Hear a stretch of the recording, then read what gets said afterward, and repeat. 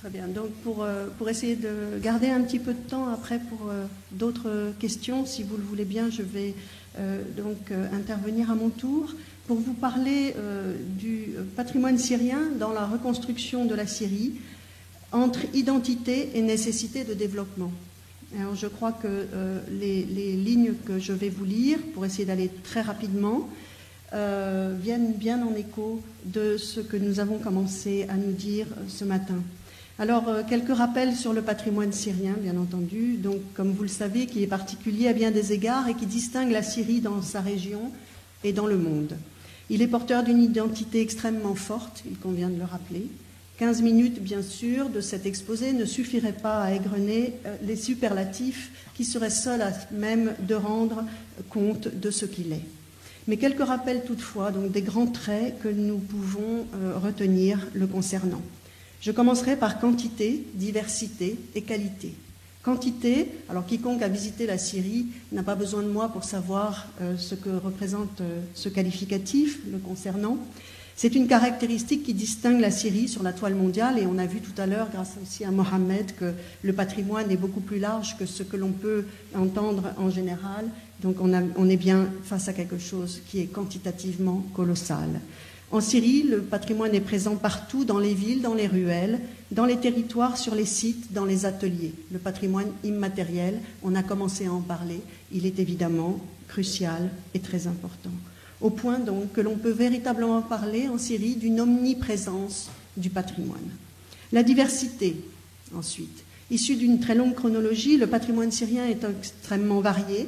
Il est matériel, immatériel, il est territorial, archéologique, avec différents types d'archéologie qui génèrent différents types de sites, différents types de monuments. Il est très profond religieusement, il est aussi technique, il est humain. Ses qualités.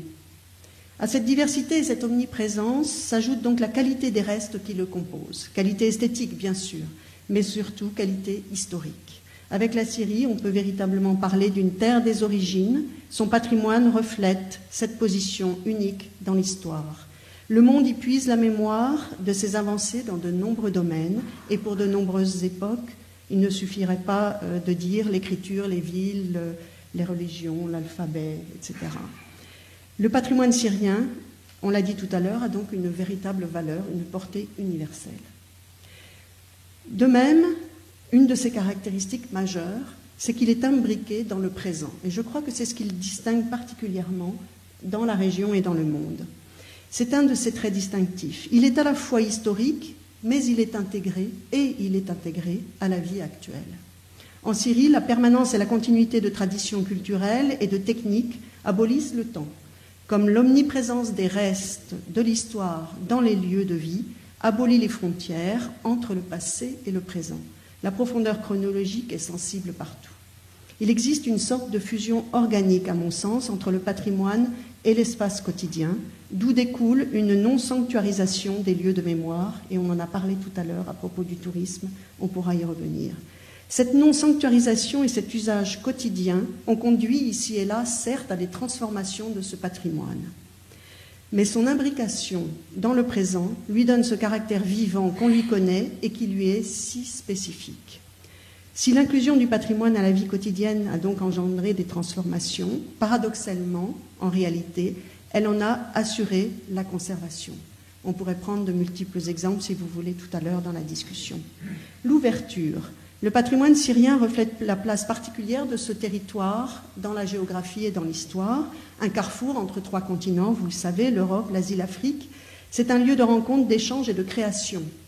Alors, c'est une ouverture qui caractérise l'histoire et donc ce patrimoine, l'ouverture qui génère création et dynamisme, l'ouverture qui alimente une véritable force de diffusion, et nous pouvons nous référer ici à tous les mouvements de diffusion culturels, religieux, qui prirent naissance en Syrie et qui nous ont ensuite nourris, mais surtout l'ouverture qui fait naître, et ça ce sont deux points majeurs à mon sens, intégration et pluralisme. C'est une donnée fondamentale dont le patrimoine syrien est en tout point le reflet. Une caractéristique bien à part, Chermous en a parlé tout à l'heure, le patrimoine en devenir, le patrimoine archéologique. Ces milliers de sites archéologiques qui se trouvent sur le sol syrien, qui n'ont pas encore été fouillés, qui n'ont pas encore apporté leur contribution à l'histoire, à la connaissance. Ces milliers de sites qui constituent un patrimoine fondamental. Chaque année, la Syrie, avec ses missions archéologiques, apportait de nouvelles données à l'histoire, voire des révolutions de la connaissance, de nouveaux ajustements.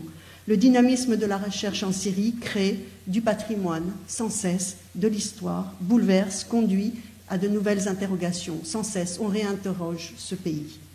La Syrie est un véritable laboratoire de l'histoire, son sol est un véritable laboratoire.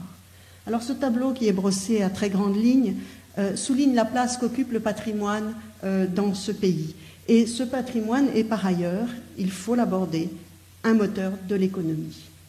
Le patrimoine syrien constitue une des principales ressources du pays par le biais du tourisme qui, en Syrie, vous le savez, est principalement un tourisme culturel. Alors, quelques chiffres. En 2009 et 2010, les derniers chiffres du tourisme laissaient apparaître une augmentation respective du nombre de visiteurs de 12% en 2009, 40% en 2010. En 2009, le tourisme a représenté 11,5% du produit intérieur brut. En 2010, année pour laquelle, personnellement, je n'ai pas les chiffres, en tout cas, le tourisme a généré plus de 7,6 milliards de dollars.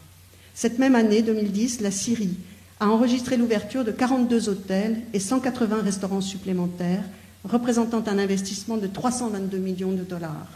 À ces chiffres, il faudrait bien sûr pouvoir ajouter ceux des retombées économiques du patrimoine que l'on connaît, ceux des commerces, des transports et de tout ce qui entoure et, les sites, les monuments, de tout ce qui fait vivre le pays au travers du tourisme. Tout cela indique que le patrimoine est un des secteurs clés de l'économie syrienne, après être un des secteurs clés de son territoire. Alors, patrimoine et reconstruction. Sans pouvoir prédire l'avenir, nous pouvons cependant avoir une certitude, le patrimoine syrien sera au centre de la reconstruction du pays. Par ses qualités exceptionnelles, son omniprésence, l'attrait qu'il suscite et sa force économique, il sera au cœur des actions de reconstruction. Mais plus encore, il sera un des leviers de la reconstruction, parce qu'il est porteur des valeurs identitaires nécessaires à la cohésion, à la réconciliation et à la réouverture au monde de la Syrie, en même temps qu'il est cet atout économique. Il est donc dès à présent possible d'affirmer qu'il sera l'objet de forts enjeux. Il sera pris dans un pays qui aura besoin d'investissements étrangers. Il risque d'être l'objet de la convoitise des investisseurs, de l'industrie du tourisme, éventuellement d'un tourisme prédateur. Il sera confronté aux nécessités que le pays ressentira de faire appel aux aides spécifiques que peuvent apporter les organismes internationaux en matière de protection du patrimoine, mais ces aides seront subordonnées au respect de normes internationales édictées selon des valeurs occidentales et non proprement syriennes. Il sera au cœur des centres urbains, mais aussi de leurs périphéries. Il sera au cœur des territoires.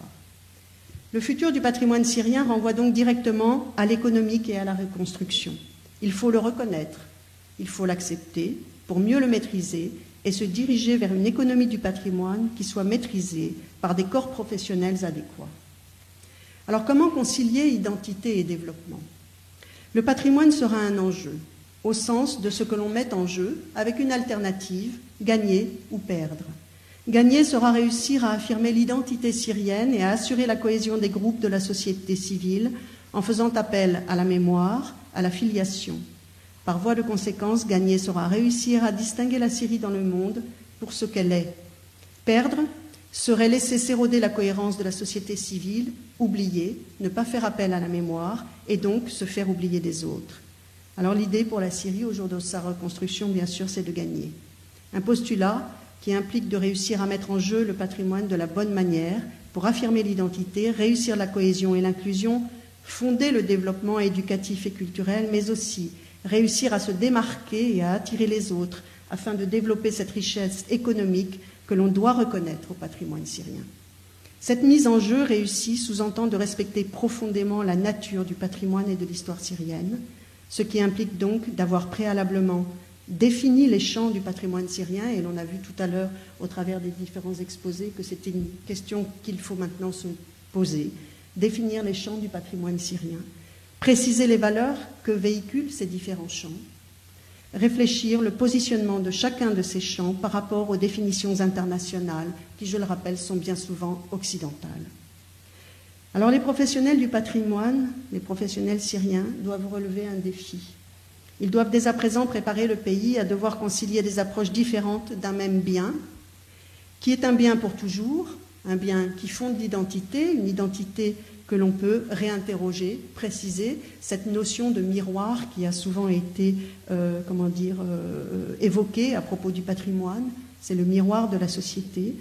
Et c'est un bien donc pour toujours et pour tous, c'est-à-dire qu'il est en partage pour le développement du pays.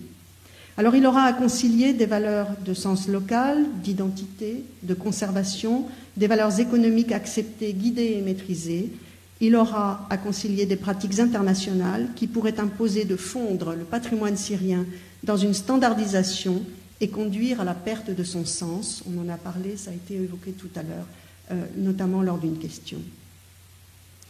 Les professionnels du patrimoine devront faire face aux investisseurs, aux politiques, aux marchés internationaux, dans le but d'éviter que ce qui s'est produit dans bien des endroits après la fin d'un conflit, et par exemple au Liban, et ça a été aussi tout à l'heure évoqué, au Liban où le patrimoine qui n'avait pas été détruit a finalement été très peu respecté par les investisseurs, et notamment bien sûr par les Occidentaux. Ce sont des défis majeurs car le patrimoine est d'une extrême fragilité par nature et quelle que soit sa catégorie. Et cette fragilité n'est pas que matérielle. Le contenu du patrimoine est aussi vulnérable que son enveloppe. C'est donc un moteur de développement particulièrement vulnérable et sensible que la Syrie aura à mettre en œuvre.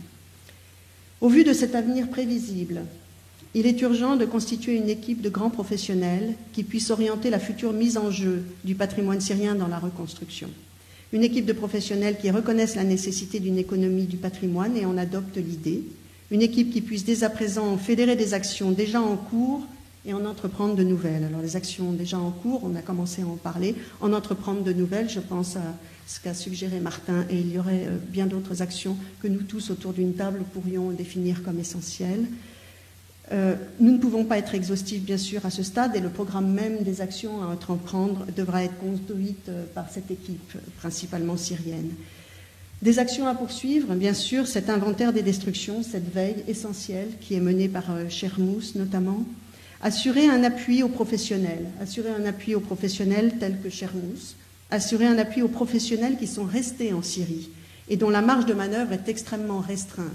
Assurer un professionnel au réseau dans les régions qui alimentent la connaissance et qui seront à même d'intervenir. Poursuivre les liens avec les personnes dans les régions et dresser une synthèse sur l'état du patrimoine syrien avant la révolution, car il était déjà problématique, ça a aussi été souligné par Mohamed Roumi tout à l'heure. Effectivement, le tableau n'était pas déjà très satisfaisant ou encourageant. Dresser un inventaire le plus exhaustif possible des actions déjà entreprises, donc au plan local, pour la protection et la conservation du patrimoine, et en tirer des leçons pour l'avenir. Alors, des actions à envisager, donc je le disais tout à l'heure, et je crois que les conférences l'ont bien montré, c'était effectivement de mieux définir ce patrimoine syrien et ses différents champs, en tant que donc, domaine, mais en tant que pratique aussi. Ce patrimoine, finalement, il a été défini dans ses pratiques et dans ses institutions, principalement à l'époque du mandat français, un regard extérieur sur le pays, et depuis, il n'a pas ou peu évolué. Il a été notamment un peu utilisé par une personnalité nationale politique qui a élu certains secteurs comme porteurs d'une idéologie et qui en a tué d'autres. Il faut réintégrer les secteurs qui ont été oubliés, il faut redéfinir ce patrimoine syrien et ses champs. Rechercher comment pour chaque patrimoine concilier conservation, mise en valeur, participation au développement et respect de l'identité. Alors ça c'est un point essentiel. Et comment trouver cet équilibre selon les différents types de patrimoine? S'inspirer pour cela des actions patrimoniales qui ont été entreprises dans certains pays, des actions nationales ou locales. Je pense au Maghreb notamment, qui a une histoire de ces institutions patrimoniales assez proche de celle de la Syrie, mener une forme d'étude critique de ce qui a été entrepris, voir ce qui marche, voir ce qui échoue, et comment on aboutit parfois à la perversion ou voire à la perte d'identité d'un patrimoine. Cela doit être fait, je crois, dès maintenant. Et enfin, pour prendre en main la mise en jeu du patrimoine dans leur reconstruction, peut-être réfléchir dès à présent des cas concrets de la manière dont le patrimoine pourrait servir une politique de développement. Alors on pourrait en reparler lors de la table ronde, parce que je veux me faire rapide, mais je tiens à votre disposition quelques petites pistes de réflexion. Alors quelle urgence pour la Syrie, quelle urgence à parler du patrimoine? L'urgence, bien sûr, l'arrêt des massacres, l'aide humanitaire, la justice. Mais une souffrance aussi forte que celle qui étreint chaque jour ce pays et son peuple est difficilement compatible avec l'idée de construction, avec l'idée d'avenir. C'est pour ça que je veux particulièrement saluer mes collègues syriens et amis ici venus nous parler de construction et d'avenir. C'est un travail, c'est une posture extrêmement difficile. Et il appartient aux collègues et amis que nous sommes et qu'ils accueillent depuis des décennies, de les aider à faire vivre l'espoir et à préparer les conditions de la réussite. Je crois que tel est bien le sens de cette rencontre, et le patrimoine y joue un rôle fondamental. Il est l'identité des Syriens, un bien pour toujours et un bien pour tous. Je vous remercie.